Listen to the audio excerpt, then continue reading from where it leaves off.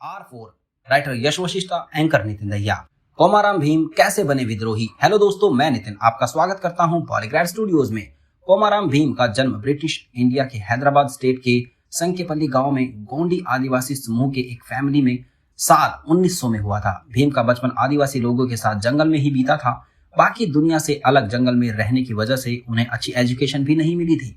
जमींदारों और forest police के द्वारा गोंडी लोगों के ऊपर हो रहे अत्याचारों की वजह से भीम को अपनी फैमिली के साथ एक जगह से दूसरी जगह चलते रहना पड़ता था। 1900 की शुरुआत में गोंडी लोगों के एरिया को ब्रिटिश सरकार ने अपने अंडर कंट्रोल में ले लिया था और उनके एरिया में माइनिंग का काम भी शुरू हो चुका था।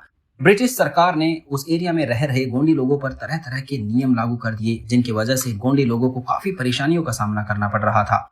ब्रिटिश सरकार गोंडी लोगों के एरिया में जमीन को जमींदारों को किराए पर देने लगी थी, जिसके बाद वो जमींदार गोंडी लोगों से उस जमीन पर खेती करने के बदले टैक्स लिया करते थे और टैक्स ना दे पाने से ब्रिटिश सरकार के नियमों का पालन और ना करने पर उन्हें बहुत टॉर्चर किया जाता था, जिसमें कभी कभी उनके हाथ या पैर भी काट दिए जाते थे। इसी वजह से गोंडी लोगों को उनके पारंपरिक गांव को छोड़कर एक जगह से दूसरी जगह घूमना पड़ता था। ब्रिटिश सरकार के इन नियमों और जमींदारों के अत्याचार की वजह से उन लोगों के अंदर एक बदले की भावना आ जाती है, जिसके बाद गोंड लोग ब्रिटिश सरकार का विरोध करने लगते हैं।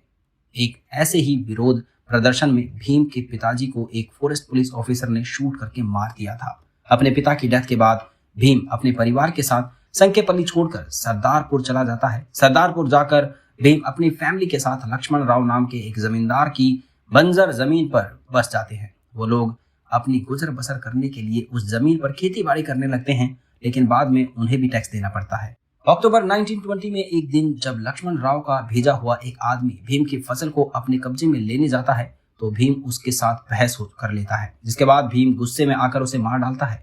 पकड़े जाने से बचने के लिए भीम पैदल ही अपने दोस्त कोंडल के साथ चंदा शहर भाग जाता है। चंदा शहर में उन दोनों को वितोबा नाम की एक लोकल पत्रकार अपने शरण में लेता है। वितोबा एक प्रिंटिंग प्रेस चलाते हैं, जिसमें वो ब्रिटिश सरकार और हैदराबाद के निजामों के खिलाफ एक मैगजीन छापते थे।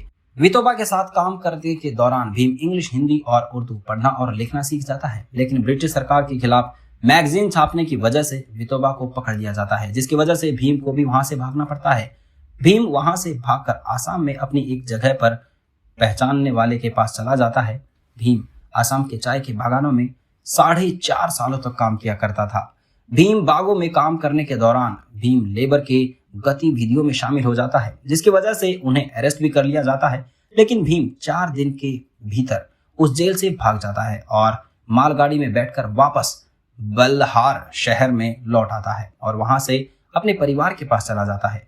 भीम ने अपने बचपन में आदिवासियों के लीडर और महान क्रांतिकारी रामजी गोंड के बारे में बहुत सुना था और वह उनसे प्रभावित भी हुआ था। इसलिए भीम अब यह डिसाइड करता है कि आदिवासियों के हक के लिए लड़ेगा।